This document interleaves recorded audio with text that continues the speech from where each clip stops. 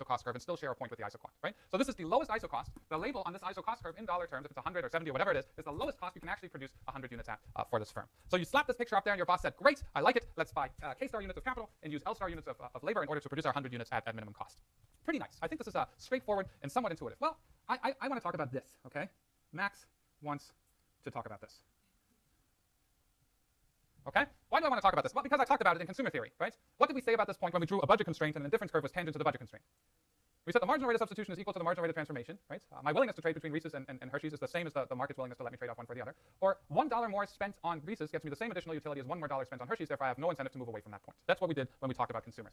Are you ready to leverage, fancy word, your knowledge from consumer theory? Right, well, at the optimum, if these isoquants are really nice and smooth, if we have Cobb-Douglas type isoquants, remember that word, if isoquants are smooth and nice in Cobb-Douglas, what you would do is the bundle, the input bundle that minimizes cost is the one where the lowest isocost is exactly touches the isoquant, right? So you want to get on the isoquant that's isocost that's closest to the origin that still shares 1 point with the isoquant. If these isoquants are nice and smooth, at that point, the isoquant is exactly tangent to the isocost line. Tangency property means that at that point, the slope of the isoquant, which we call the marginal rate of technical substitution, my ability to substitute capital for more labor while producing the same amount of output, is equal to the slope of the isocost line. Well, Max, that's pretty cool. Let's write this down, okay? So the marginal rate of technical substitution is equal to the slope of the isocost line.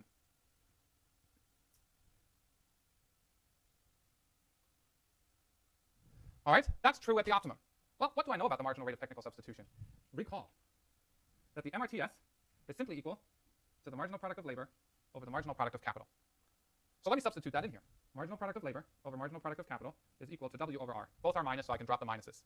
Max, this here tells me nothing. I'm putting it in your words. But let me do a little substitution, okay? I'm going to bring my W down here and my MPK up here. So I'm going to write this as MPL over W is MPK over R. I'm fireworks. Are you ready? This is pretty exciting. So what I learned at the tangency, my ability to substitute between capital and labor is the same, or the rate at which I can substitute capital for more labor is the same as the ratio of the price of labor to the price of capital.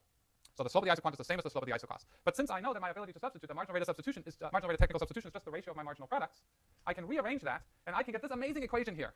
It's awesome. I should start getting tattoos. This would definitely be one of them. All right. What this tells me that as a firm, if I spend $1 more dollar on labor, I get the same additional output as if I spent that last dollar on capital. Right. So neither way, if I substitute towards more capital, I'm not going to get any more additional output than if I substitute towards more labor. Since I'm indifferent between going left or right, meaning towards more capital or more labor, I have no incentive to switch away from L star K star. So at the optimal input combination, the marginal rate of technical substitution is equal to the price ratio. But the way I like to think about it is an additional dollar's worth of money spent on capital gives me the same amount of additional output as that last dollar spent on labor. Right. So you have no incentive to switch away from that point. Now, Max, I get that, all right? I like cost minimization, it's cool, but that seems like a glass half empty kind of thing, right? Cost minimization. I'm an output maximizer, right? I am bold and I am going forward. I want to think about the world in trying to squeeze as much output as possible out of a given amount of dollars. Well, that's essentially going to be exactly the same thing, right? So if you go 10-10, this is your isocost, 1. And what you want to do is you want to squeeze as much output as possible out of those. Let's have that be $100.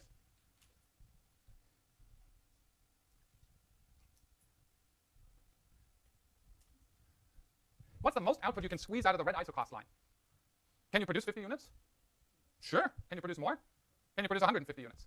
No, right? The most you can produce is 100 units. So what you're doing with output maximization is for a given number of dollars, try and get on the highest isoquant possible, right? Now, that's output maximization. But what if you look at the world the other way around, right? If you're saying, I want to produce $100, but I want to get on the lowest isocost line possible, what is that lowest isocost line?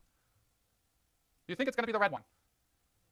So you want to produce $100, 100 units. I challenge you. I will give you $500, right? We'll go to the ATM machine right after. If you can, for 100 units of output, show me an isocost line for these input prices that produces 100 units at a lower cost, right? Because all of the isocost lines that have lower costs, you're moving here. Can you afford 100? Right? This is lower cost here. So the lowest cost you can produce 100 units with is actually this isocost line. So if you're trying to maximize output for this dollar number right here, right, that would give you the same actual input bundle, K star, L star, as trying to minimize cost for those 100 units. That may be a little bit confusing, but you can totally get it by staring at it at home for a little while. Thanks, Max. Okay, so this is K star, L star. So no matter whether you do output maximization or cost minimization for a given level of output, you'll get the same answer. Same optimal input bundle. Okay. Well, Max, the world changes, right? The world is changing all the time. And one thing that changes is that input prices change, right? Wages go up, wages go down, rental rates of capital go up, rental rates of capital go down. What does this mean for firms' optimal input combinations in the long run? So without me drawing a picture, if the price of labor goes up, what do you think firms are going to do? Are they going to substitute towards more labor and less capital, or more capital, less labor? more capital, less labor, right? So you go away, you substitute away from things that become relatively more expensive. So factor price changes, what I want to think about here is I want to think about two wages. Hold on, which way do I have it here? Labor becomes cheaper, okay? W1 is greater than W2, so a wage drop. So let's start with an isoquant, right? How about nice? Oh, that one came out nice. Ooh, it came out nice until the very end here. Okay. Let's say Q equals 100. Let me draw the lowest isocost curve the firm can get on at current rental rate of capital. Okay, this is my isocost 1. So just by looking at it, what's the more expensive input here right now? You eventually arrive at the right answer, right? It's labor. Because if I spend all my money on capital, I can buy. So remember, this is a constant dollar amount on this isocost. I can get, for that amount of money, I can get 15 units of capital or 7.5 units of labor. That means capital is a less expensive good here. Costs exactly half of what labor costs. So now what I'm going to say, this is isocost 1 with wage 1 and a rental rate of capital R.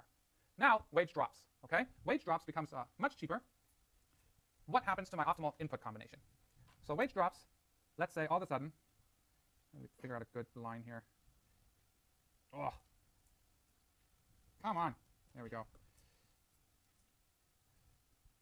Much better, okay? Now, wage drops, okay? Now wage and labor cost the same thing. Intercept is 11 at each unit here, right? Same price. So wage goes down. This is my new isocost 2 curve with wage 2, but same rental rate of capital. Now let's compare the optimal input combination. What's the optimal capital to labor ratio under the old price ratio? Somewhere here. Right? Let's call this K1, K1, L1. And under the new relative prices, bless you, it is K2, L2. So labor has become relatively less expensive. So we're, in the long run, going to substitute away from a capital-intensive production process to a more labor-intensive production process. Question? I will answer your question with a question, all right? And that's the exact question I want to ask. It's a hard question. So do you think the label on the green isocost line and the label on the red isocost line are going to be the same? So did the total cost of production change? So intuitively think about that, okay? You're producing 100 units, right, before and after, but one of your inputs became cheaper. Is the cost of producing 100 units after the wage drop going to be the same as the cost of producing 100 units before? No, right? You're saving some money. You can produce 100 units less expensively than you could before.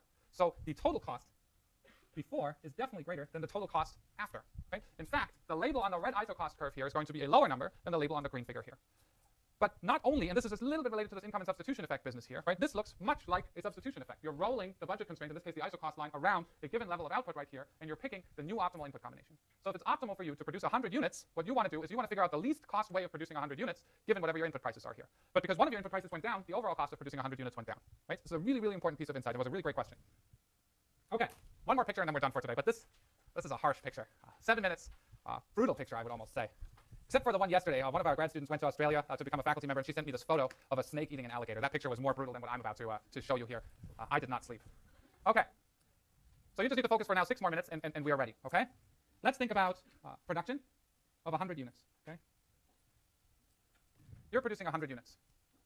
You are, in the short run, right now, and you are trying to produce those 100 units at whatever least cost is, okay? So let's draw some isocost line that minimizes costs of production.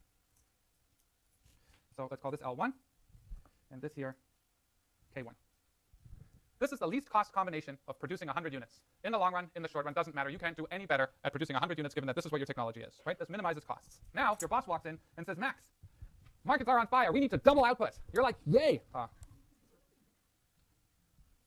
He hasn't even finished speaking, and you've drawn your new isoquant already for 200 units. And then it dawns on you, and you ask your boss what question, or which question, depending on how you roll. How about $1? What's the question you always ask when I give you a homework assignment? That's a $5 answer. I'm looking for the $1 answer. That's a really good question. Should I assume that prices stay constant and technology stays constant? Love that answer. But more simple. If I told you today, here's a problem set and walked out, what would you ask me immediately? When's it due, right? So the equivalent answer here, because you raised your hand, you get the $1. The answer here is by when, right? Is this in the short run or is this in the long run? Here, would you mind passing this through? Thank you.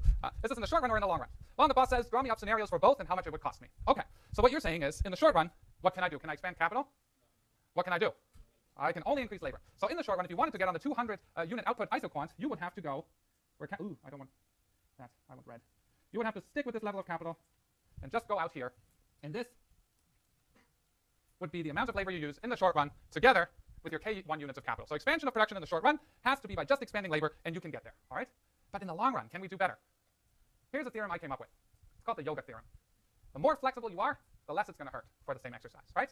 If you're like me, I took a yoga class when I started here, and then I herniated a disc and never went back. But there was this grad student in the class, and they were really flexible, and while I was suffering, they were just not suffering. So yoga theorem is the more flexibility you have, the less it's going to hurt. So whatever the prediction is here, if I have more flexibility in the long run than in the short run, I should somehow be better off in the long run than in the short run. So in the long run, what would be, assuming that wage and the rental rate of capital stay the same, what would your optimal input combination be? So it would be the isocost line that's tangent to the 200 unit isoquant right here, and you would, in the long run, use L to LR units of labor, but more capital. So this is KLR. These are different, right? This is my long run input bundle. This is my short run input bundle. Max, demonstrate the yoga theorem. I'm getting excited. This is so exciting. How can I show that I am worse off here than here? Worse off in economics always means you're paying more. How can I show that this is more expensive than this? Well, there's an isocost line through every bundle. Max is getting embarrassing. You're getting excited about isocost line. I don't care. I love isocost lines, and I don't care who knows it, okay? So which one of these two isocost curves right here is more expensive?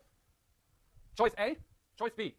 A, right? So this isocost curve here is the line that goes through my long-run expansion bundle. This isocost curve here is the one that goes through my, this isocost curve here is the one that goes through my long-run expansion bundle, which is original level of capital in L2. This is the isocost curve of expanding in the long run, which is using LLR and KLR. So expansion in the long run is cheaper than expansion in the short run. Hence, yoga theorem holds, and we're done for today. I will see you on Thursday.